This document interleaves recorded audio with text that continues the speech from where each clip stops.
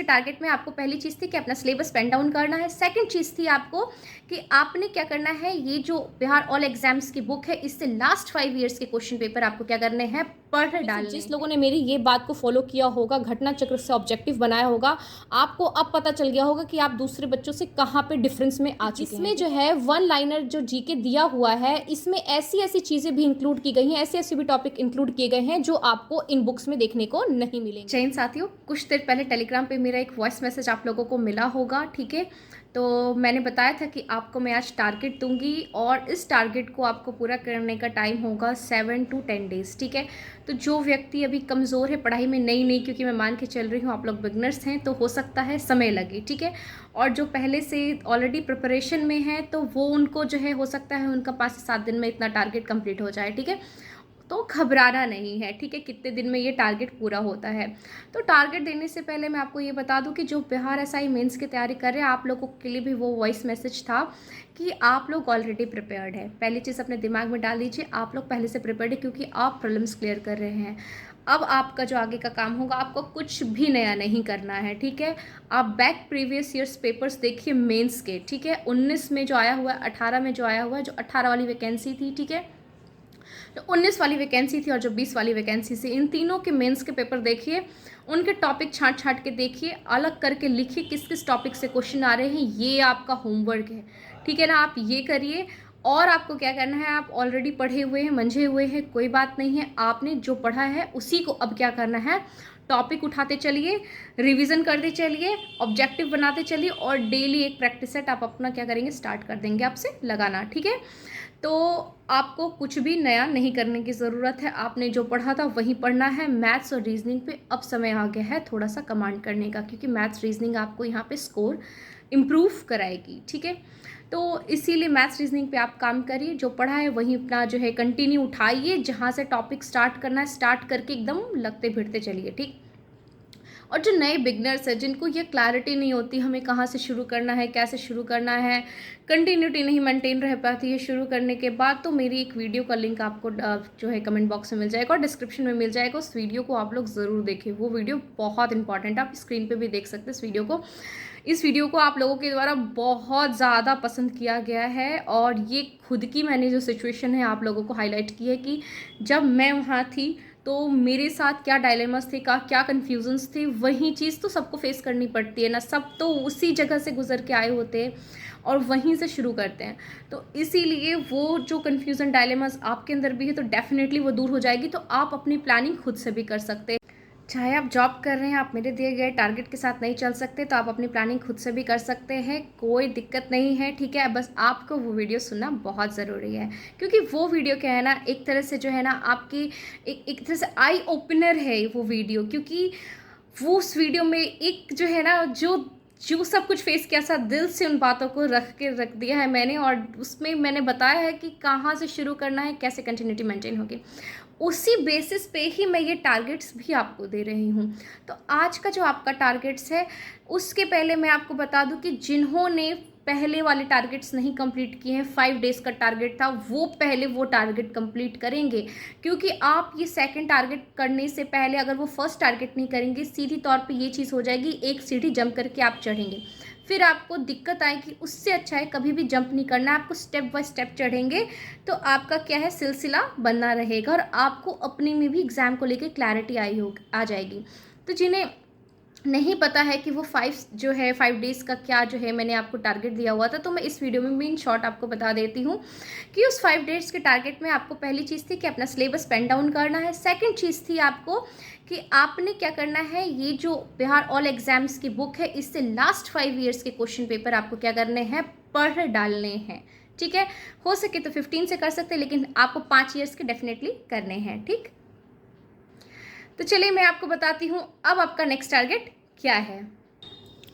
तो आप देख सकते हैं ये टारगेट जो है 2 है, 1 वीक से आपको 10 दिन इसमें लग सकते हैं। तो देखिए 2 टाइप के एस्पिरेंट्स होते हैं, एक फुल टाइम होते हैं, एक जो जॉब के साथ प्रिपेयर कर रहे होते हैं। तो जॉब के साथ प्रिपेयर कर रहे होते हैं, हो सकता है देखिए आपको ये करने में 12 से 15 दिन भी लग सकते हैं, लेकिन आपको घबराना नहीं है। आप पहले जो 5 डेज़ का दिया हुआ टारगेट है उसे कंप्लीट करिए, उसके बाद आप इस टारगेट पर आइए। आपको टाइम लगता है कोई बात नहीं, आप जॉब कर रहे हैं, आप को दोनों चीज़ों को लेके चलना है तो थोड़ा सा जो होता है वो थोड़ा सेक्रीफाइस करना पड़ता है, ठीक है।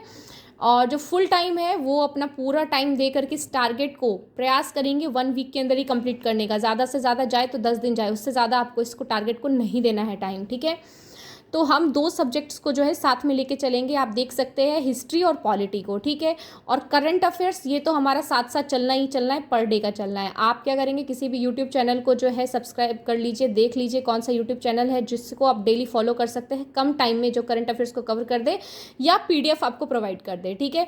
तो आपने क्या करना है, पर डे की करंट अफेयर्स को यहाँ से लेते हुए चलना है, ठीक। अब आती है बुक्स की बात कि किन बुक्स से हमें हिस्ट्री और पॉलिटी कवर करना है। तो जैसा कि आपने देखा होगा, हिस्ट्री हो चाहे पॉलिटी हो, क्वेश्चन बिल्कुल डायरेक्ट थे, ठीक है। पॉलिटी में आर्टिकल्स के क्वेश्चन जो है लगभग डायरेक्ट पूछे हुए थे, आपने देखा होगा। और हिस्ट्री के क्वेश्चंस भी जो थे वही सिर्फ आपके जो है फैक्ट बेस्ड थे, ठीक है। तो इसीलिए हम इसमें लेंदी चीज़ें लेकर के नहीं चलने वाले हैं, हम सिंपल जो प्रोसेस था उसी से चलेंगे। दूसरी चीज़, आप लोगों में से जिस लोगों ने मेरी ये बात को फॉलो किया होगा, घटना चक्र से ऑब्जेक्टिव बनाया होगा, आपको अब पता चल गया होगा कि आप दूसरे बच्चों से कहाँ पे डिफरेंस में आ चुके हैं, ठीक है। जिन्होंने भी ये घटना चक्र की ऑब्जेक्टिव सब्जेक्ट वाइज बनाई होगी, हिस्ट्री, पॉलिटी, ज्योग्राफी और जनरल साइंस की, उन्हें इस बार एग्जाम में समझ में आया होगा कि इसका इंपॉर्टेंस कितना ज़्यादा है, ठीक है।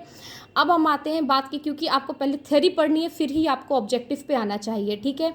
और जिन्हें घटना चक्र की बुक मोटी लगती है उन्हें कुछ नहीं करना है, एक मेरा घटना चक्र पे वीडियो पड़ा हुआ है मेरे चैनल पे, उसको जाके देखिए कि कैसे कम टाइम में आप बस यहाँ से थ्योरी पढ़ेंगे और वहाँ ऑब्जेक्टिव बनाएंगे, कितने कम समय में आप इतनी मोटी बुक को कंप्लीट कर देंगे और आपको पता भी नहीं चलने वाला। अब आपको क्या करना है, 1 लाइनर GK की बुक उठा लेनी है थ्योरी के लिए, ठीक है। और एक NCERT सार संग्रह को आपको लेके चलना है, इसका इंग्लिश में भी अवेलेबल है, ठीक है। और इंग्लिश में इसकी 2 वॉल्यूम आती है, वॉल्यूम 1 और वॉल्यूम 2, ठीक। आपको ये वॉल्यूम 1 और वॉल्यूम 2 में आता है इंग्लिश में, और हिंदी में आपका सिर्फ एक सिंगल बुक में आता है ये NCERT सार संग्रह। और 1 लाइनर GK बुक में जो लोग आज तक लूसेंट या क्राउन पे चलते आ रहे हैं वो इस पे ही चलते रहेंगे, ठीक है। आप कंटिन्यू करिए, कोई दिक्कत नहीं है। लूसेंट से पढ़ रहे हैं तो लूसेंट को लेके चलिए, क्राउन से पढ़ रहे हैं तो क्राउन से लेके चलिए। लेकिन मैं आज आपको एक ऐसी बुक बताऊंगी कि जिसमें जो है 1 लाइनर जो GK दिया हुआ है, इसमें ऐसी ऐसी चीज़ें भी इंक्लूड की गई हैं, ऐसे ऐसे भी टॉपिक इंक्लूड किए गए हैं जो आपको इन बुक्स में देखने को नहीं मिलेंगे। तो वो बुक आप अपनी स्क्रीन पे देख सकते हैं, ये बुक है।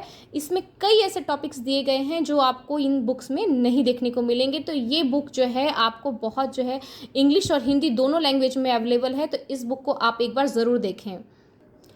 अब आपने क्या करना है कि देख लीजिए, जो एक बिगनर्स हैं जिन्हें नहीं समझ में आता है डायरेक्ट बुक से थ्योरी पढ़ने के लिए, तो उनके लिए भी मैं एक चीज़ लेकर के आई हूँ कि मैं आपको बताऊंगी कि किस तरह से फ्री रिसोर्सेज, कोचिंग जाने की कोई ज़रूरत नहीं है दोस्त, घर बैठे तैयारी हो सकती है। फ्री रिसोर्सेज का सही तरीके से इस्तेमाल करना है। जिसने इस फ़ोन का सही तरीके से इस्तेमाल कर लिया ना, ये फ़ोन उसे सारी जो है सफलता उसके हाथ में, जिस तरह से फ़ोन है हाथ में सफलता दे करके चला जाएगा, ठीक है। तो आप समझिए कि फ्री रिसोर्सेज का कैसे इस्तेमाल करना है। तो मैं पहले बता दूंगी, हिंदी मीडियम वाले जो है स्टूडेंट्स हैं और इंग्लिश मीडियम वाले दोनों पे बात होगी। हिंदी मीडियम वाले पे पहले बात कर लेते हैं कि मॉडर्न हिस्ट्री के जो लेक्चर्स हैं, डायरेक्ट खोलिए प्रवीण सर की जो है एडुटेरिया यूट्यूब चैनल को, उसमें आपके प्लेलिस्ट में आपको मॉडर्न हिस्ट्री के जो लेक्चर्स मिल जाएंगे। और क्योंकि ये हिस्ट्री की बात है तो हिस्ट्री मुझे लगता है कि क्योंकि जब मैं खुद इंग्लिश मीडियम से होकर के मैंने हिस्ट्री सर के ही लेक्चर से कवर किया है, तो एक इंग्लिश मीडियम वाले को भी सर के ही लेक्चर से जो है हिस्ट्री कवर कर लेनी चाहिए। अब कई लोग बोलेंगे कि क्या इसके नोट्स बनाने ज़रूरी है। आप देख सकते हैं मार्केट में नोट्स, आई थिंक मुझे लग रहा है कि अवेलेबल है, तो आप मार्केट से ज़्यादा ही ज़रूरी है कि ख़रीद लीजिए। और जिनके पास समय कम है, जिनके पास समय है, जो अभी तैयारी कर रहे हैं नेक्स्ट वैकेंसी की, तो आप क्या करेंगे, जो +2 वाले हैं, BSSC +2 वाले हैं, वो नोट्स नहीं पेन डाउन करेंगे। लेकिन जो दरोगा की नेक्स्ट वैकेंसी की तैयारी करने वाले हैं वो ये नोट्स पेन डाउन कर लेंगे, क्योंकि ये आपको बहुत ही ज़्यादा काम आने वाला है। आपके एग्ज़ाम के टाइम पे आपको पता चलेगा कि आपके अपने हाथ से लिखे हुए नोट्स की क्या वैल्यू होती है, ठीक। तो अब आपने देख लिया, तो ये इंग्लिश मीडियम वाले भी क्या करेंगे, इससे कवर कर लेंगे हिस्ट्री को। हाँ, पॉलिटी में दिक्कत आती है, कोई दिक्कत नहीं है, लेकिन हिंदी मीडियम वाले पॉलिटी की भी लेक्चर्स कहाँ से कवर कर लेंगे, सर के चैनल से कवर कर लेंगे। अब इंग्लिश मीडियम वाले क्या करें, आपको कुछ नहीं करना, आप टॉपिक डायरेक्ट सर्च करो, जो मैंने टॉपिक्स अभी बता रही हूँ आपको कवर करने हैं, उस वीडियो को उसमें से यूट्यूब में से सर्च आउट करो जिसकी अच्छी व्यूज़ हों उस टॉपिक पे, और उससे कम एवरेज टाइम में लेक्चर कवर किया हो। ये नहीं कि 2 घंटा तक एक टॉपिक को खींचाओ, वैसे जगह से नहीं कवर करना है। एक एवरेज टाइम में उस टॉपिक को कवर कर दिया गया हो वैसे देख लेने हैं आपको, ठीक है ना, और अच्छे व्यूज़ होने चाहिए उस पर, ठीक। आपने उसको देख करके ख़त्म कर देना है, क्योंकि इंग्लिश मीडियम पे बहुत आपको लेक्चर्स मिल जाएंगे यूट्यूब चैनल पर, ठीक ना। अब आपके टारगेट टॉपिक्स क्या है, सीधे पे आ जाते हैं। तो आपके टारगेट टॉपिक्स इस बार के लिए हैं, हम स्टार्ट करेंगे मॉडर्न हिस्ट्री ऑफ इंडिया से। जैसा कि मैंने कहा था, मैंने खुद यहीं से शुरुआत की थी, इसीलिए मैं टारगेट टॉपिक्स भी यहीं से स्टार्ट करवा रही हूँ और पॉलिटी को हम साइड बाय साइड लेकर के चल रहे हैं। तो आपकी इसकी ये जो 10 टॉपिक्स है ये आपको टेलीग्राम पे भी डाल दिए जाएंगे। ये टॉपिक्स जो क्या करने हैं आपको इस वीक जो है कवर करके रख लेने हैं, ठीक है। नेक्स्ट टारगेट आपको मंडे को मिल जाएगा। भले ही आपको टारगेट कंप्लीट करने में समय लगे, आपको टारगेट लेकर के चलना, ये टारगेट हमारे कवर होते चलते चले, तो इससे क्या होगा, हमारा सिलेबस कवर अप हो जाएगा, ठीक। भले ही आपको मेरे बताए हुए दिन से ज़्यादा दिन लग जाए, कोई दिक्कत नहीं, कोई टेंशन नहीं, लेकिन एक टारगेट कंप्लीट होने के बाद ही दूसरा टारगेट आप क्या करेंगे, स्टार्ट करेंगे। तो आप देख सकते हैं मैंने एडवेंट ऑफ द यूरोपियन से इसको लेते हुए चला है, ठीक है। इसमें नवाब ऑफ बंगाल भी आ गए, रीजनल स्टेट्स पंजाब मैसूर भी आ गए, ठीक है। गवर्नर जनरल वाइसरॉय, ये इतना इंपॉर्टेंट टॉपिक है कि कभी जो है ना इससे क्वेश्चंस नहीं छूटते हैं, तो ये ज़रूर आपको करना है। फिर revolt of 1857, other civil uprisings, ठीक। फिर development of education in modern India, development of press in modern India, social religious movements, तो ये सारे कवर करने हैं अभी आपको। अभी आप ये नहीं सोच के चले इंपॉर्टेंट टॉपिक्स कौन है एग्जाम के लिए, हम सिर्फ उन्हीं को पढ़े, नहीं, आप भी क्या करने हैं, आपको टोटल टॉपिक अभी कवर करने हैं, ठीक है। अब पॉलिटी में आपको क्या कवर करना है, क्या टारगेट है पॉलिटी में आपका, तो पॉलिटी पढ़ने का सीधी तरीके से मैं तरीका बता रही हूँ, उसी तरीके पे उसी पैटर्न पे मैं आपको टॉपिक दे रही हूँ। आपने सेंट्रल में प्रेसिडेंट कवर करना है, प्रेसिडेंट के साथ साथ आप साइमल्टेनियसली गवर्नर कवर करेंगे। अब आप देखिए कैसे अब आप आर्टिकल भूल सकते हैं, बिल्कुल नहीं भूलेंगे, लेके तो चलिए साथ, इनकी पावर्स नहीं भूल पाएंगे आप, एक साथ लेके तो चलिए। पीएम और फिर इधर स्टेट में सीएम लेके चलेंगे, काउंसिल ऑफ मिनिस्टर्स इधर स्टेट काउंसिल ऑफ मिनिस्टर्स लेके चलेंगे, इधर पार्लियामेंट तो इधर स्टेट लेजिस्लेचर, उसकी वजह से सुप्रीम कोर्ट तो इधर।